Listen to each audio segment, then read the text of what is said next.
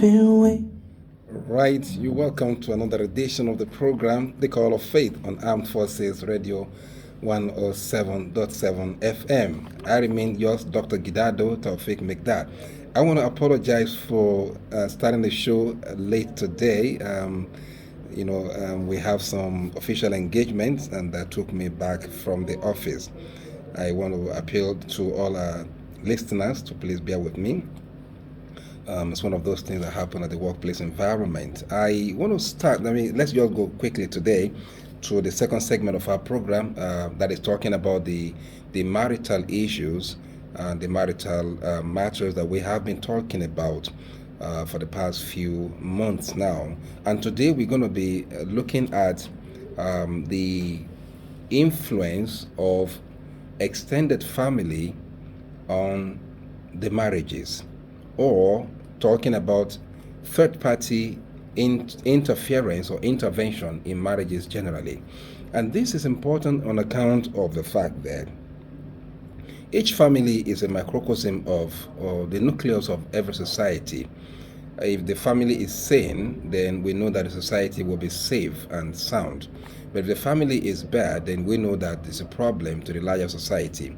Now, is it right, therefore, for you as a husband or the wife to allow external or extended family influence on the family? That is to say, the decision the husband wants to take, he won't be able to take the decision until he contacts or calls his mother, his father, his uncle, his brother before he does something. Or the wife wants to do something in the house, or the husband tells the wife to do something, and then the wife says, I have to call my mother, I have to call my father, my parents must know about it before we can do anything in this house. Or, for example, the wife needs to, for example, the father of the wife is so influential that he doesn't need the husband's nod to call the daughter, come back home, I want to see you now. And the husband gets back from work and did not meet the wife at home and say, guy, where are you there now? My dad sent for me. Is it right that way? And is it also right that the husband should allow the brothers, the sisters to come and lord it over the wife in the house and order her around that, go and get us this, go and get us that, and wash my clothes, go for me, go and cook, go and, Is it right for the extended family to treat the wife this way? These are things that should happen. Now, going forward on this, in my own perspective, in the right position, I feel, is that either party, the husband or wife, should stand up for themselves and should be assertive in a respectful manner when it comes to dealing with the extended family. And keep in mind, a godly family will not, and I'm saying this with all sense of humility, a godly family would not disregard the parents, the duo of the parents of the wife or the parents of the husband. Our parents are important for life. We cannot, for example, it is wrong for anybody who is a male to say, now I got my own family, my parents should be on their own, I don't have any business with you again, it's just me, my wife, my children. Is it right? No, it's not right. So a godly family would not do that, because your parents see you as their properties for life. Your mother sees you as her son for life.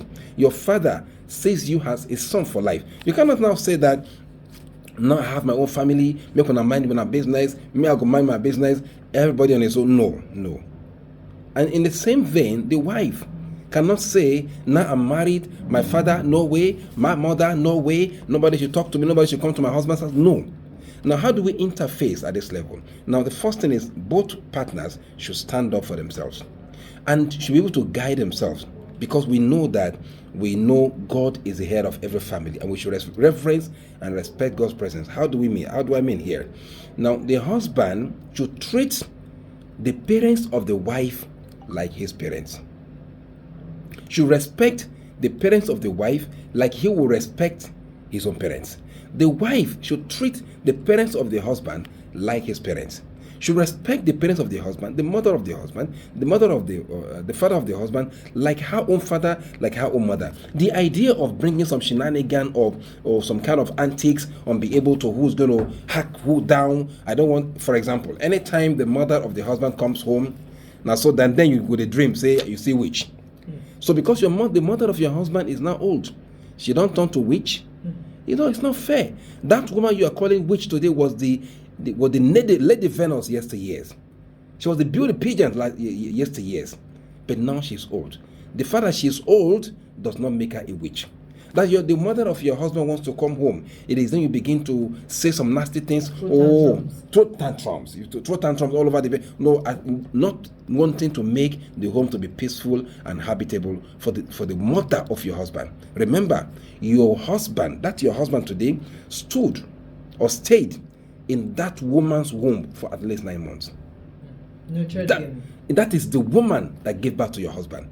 How can you send her away from the house of her own child? It's not fair. In the same vein, you, the husband, you can't say that the wife's mother or the wife's father cannot come to your house. I think we should collaborate. There should become a collaborative engagement here, where the duos of the husband and wife we treat our parents like ours. They are our parents. The parents of your father-in-law, the parents of your husband are your parents.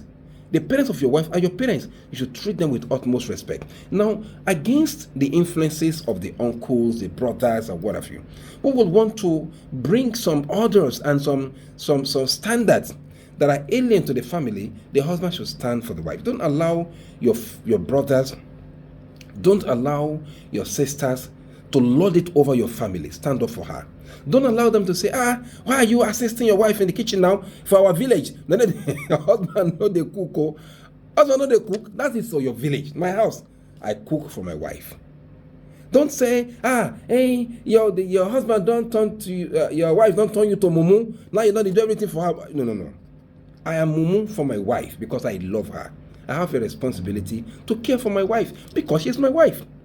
In the same vein, I obey my husband. I am the wife. I obey my husband. Don't say that, this one don't turn to husband. I don't know what name they call it.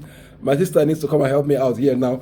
I don't know what they call it, husband rapper or whatever. I don't know. Is there anything that husband rapper? That your husband don't turn to you like your God. You must respect your husband because that is the head of your family. That is the father of your children, right? So we shouldn't allow overriding influence of the brothers or the sisters or the uncle on the family. The wife should stand up to protect the interest of the husband, even in his absence. The husband should stand up to protect the interest of the wife, even in her absence. Yes, we should accommodate our extended families because we didn't draw from the blows. Your brothers, your sisters, that you grew up together. You cannot say because now you are married, you want to send them away. You don't want to see them at all. No godly family does this. But in accommodating them, you should also set boundaries. Set boundaries, and you stand up for yourselves. Husband, stand up for your wife. Wife, stand up for your husband, and respect the boundaries. Let there be limitation. Do not allow them to order your husband around or order your wife around. Say something. Sorry, brother, please, that is my wife. I don't want you to talk to my wife that way, please. If you respect me, respect my wife. Then things like this, this kind of engagement should come up in every family. With this, I believe that the home will be more habitable. Our extended family will be respected. The values will be respected. And they too will respect the boundaries. They will also, for example, it is only your father and your mother that do not need to seek for your permission before coming to your house. Good wives will not say to the husband, your mother is coming, why didn't she call her before she come? No good wife says that. Your mother, your father do not need your permission before coming to your house. In your house, your mother is your queen. In your house, your father is your king. So they don't need your permission. And the same vein, the mother of your wife, the father of your wife, they are your king and queen in the house. They don't need permission. But your brothers, your sisters, your uncle, they need permission. They want to come, they didn't call you. Your father can come anytime, your mother can, because they own you as their property. Don't ever allow your mother to now begin to feel that, you're a big man now, I'm not going to talk to them. You're not married. Don't allow that to happen to you. Because God definitely will not be happy with you. But as regards other members of the family, let them respect your boundaries. They should respect your boundaries.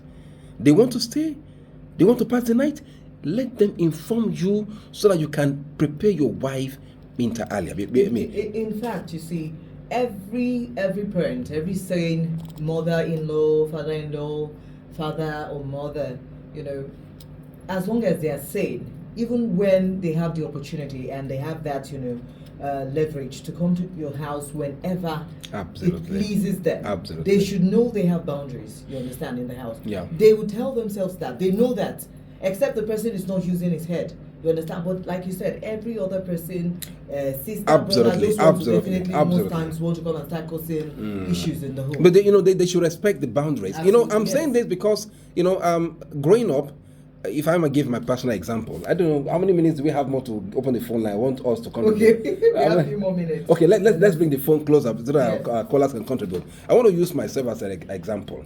In my house, in my family, my mother, my father are welcome at any time. Anytime, yes. For example, I've been in my office and my mother calls me. I'm home. I say no. Come and pick me to your house. Wow. As you're coming from your office, come and let your driver come and pick me up. And I said, yes, ma'am. And my mother comes home, and if you have good wives, they don't argue. Oh, mommy is back. Oh, mommy, you're welcome. They prepare the guest room. Everything is set. Everything is ready. Yes. Because my mother is back. The same thing, the mother of my wife, she's home. Oh, mother is back. We treat her with respect. Now, this is because our mothers, our fathers own us for life. Please underscore this. Yeah, they brought us. They brought us to you. They brought you to life. They own you for life. But as regards your uncles, your brothers, your sisters, let them respect your boundaries. You want to come home? Okay, inform me, and then I can tell my wife. Or inform me, I can tell my husband. And then if there are issues, let us stand up for ourselves. A husband, stand up to protect the interest of your wife. Please, don't allow anybody to run your wife down in your presence. You can speak for her. You married her. You love her. So speak and stand for her. In the same vein, your wife, stand for your husband. You love her. You love him. You married him. Stand up for him and protect his interest. Since we have a few more minutes to go, let's open the phone line. Perchance we have any of the callers that will still be hanging around to call at 070 7242 6258. 070 7242 6258. We're talking today about the respect we need to have for our homes vis-a-vis those who are our extended families, and how much they should try to respect the boundaries in the home. These are important to discuss for today, and I believe that if we can take care of the home this way, the home will be insulated against any form of externalities that may come and affect the peace of the family. And furthermore, we should understand that we are not island. And like we mentioned, respect for boundaries, it is not to say that you isolate, that's the word here. You isolate your family from interacting with other people's family, the father, your brothers, your sister's family, or what have you. It is not a case of isolation, but it's a case of interaction. But that interaction, the boundaries should be respected. A caller tried to call. Please, let's try to call back if you can. I think it's poor network. 070 7242 6258. 070 7242 6258. Respect for boundaries in the home is very important, because you know that the family, the home, is where our children grow and sprout. And as such, we should respect that very platform, that very family. Good afternoon, sir. Shall we meet you, sir? I'm talking to AJV. You're welcome, sir. God bless you. I appreciate what you are saying, and I appreciate your work. Thank you very much, sir. I have a little contribution. Some husband can kill their wife for back. My wife is like this. My wife is useless. My wife is not good. But when you want respect to be given your wife, and you kill the respect for back, what can you do? The respect that you cannot give to her, another person will not give to her. Absolutely. And also, wife again, my husband is a useless man. Oh, sorry. I think the network thank you very much, the last caller, because this very statement he made is very important. That you don't run down your husband or wife in the presence of your children, of or your even children, other of your people. family. Even- You don't. yes, You don't. even- Neither yes. in the presence of the children, other people. If there is any observation you want to make about her conduct or his conduct, attitude, let it be between you, the two of you, in the bedroom. Just advise yourself. Oh, babe, let's try to do it this way next time. Or darling, please, let's try to approach it that way next time. Not in a, for example, some husband they want to bring this kind of hegemonic approach to the family that I'm in control. Of the husband. Start running down your For wife, example, in the presence of your family members, when they come around, come here, go and sit down there, go and bring food. Hello, sir. Hello. Hello, sir. Good afternoon, sir.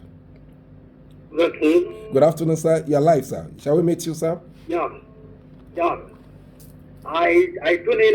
I come across this very important topic. Thank you very much, sir. Yeah. In fact, this topic is not like you are discussing in my home. Wow. Wow. God bless you, people. God bless you, sir. Thank you very much. You see, what I pick there is that respecting the boundary, the fact that, like the other caller wanted to make a point. Yes. There's one thing with my wife. It's not that I'm reporting her, but it's one thing that I understand with my wife. If she wants to address some issues, she addresses it in the presence of children with high tune. You understand? And again, that makes us now we didn't understand ourselves all till now. Sorry, my name is Jeremiah Choji from Maraban Local. You're welcome. Thank you very much, sir. Along Karshi Nyanya Road. Thank you very much, sir. We appreciate your call. Yes, sir. Yes. And you know, also, the third party to our home. Yeah. Making us get solving it now. Okay. The third party, her people and my people, thinking that maybe some issues they will help her. So that one brought us. We are not understanding ourselves up to now. Yeah. Then, thirdly, she extended it to the pastor that the pastor will help her out. And the pastor again could not hold the issues between my wife and him and God. And he started like meeting one member to another member to another member to see what this family are passing through. Not the prayer. It's like you are discussing that particular issue, the woman, Yes, so sorry. Okay, you see, the point here is that I think boundaries should be respected, and if husband and wife wants to talk to themselves, they should use some non-verbal cues. Yes. That only they would decode. Only they will understand. decode, yes. Even eye contact or some sort of way of connecting you with can look yourself. at your wife so and the your phone wife is dead. The phone understands, is dead. and your wife understands that. You understand what you mean. Those non-verbal Yes. cues should be used, so that even the children will not understand And you know, your that's why vibes. we have a lot of children who it now looks like they don't have moral values because Yes. it's conflicting in the home. The father Absolutely. is saying one thing, the mother is saying another.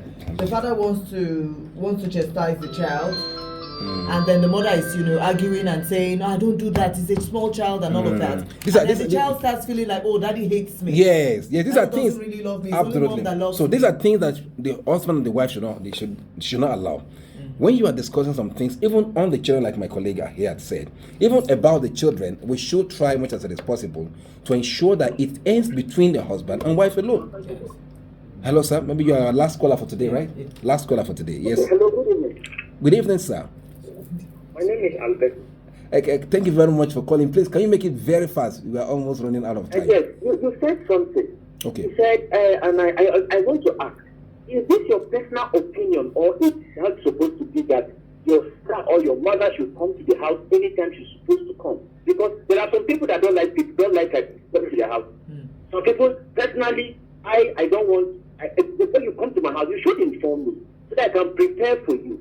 Yes. You understand? So now, Yes. if you're telling me that I should just barge into my house or just coming to come, I don't think it doesn't really go well with me. But if it's your personal opinion, Okay, yes. Thank you very much. Yes. Well, actually, the time is running Just take it from there. We'll take it up from there by Monday, 3 o'clock, God willing. Thank you very much for calling, and I will try to expatiate further on this. We want to thank you all for calling. Despite the lateness of the program, we hope to see you by 3 o'clock, God willing, on Monday. Thank you. I'm Dr. Gidado Taufik Mikdad. Hope to see you again on Monday, 3 o'clock. Thank you. God bless.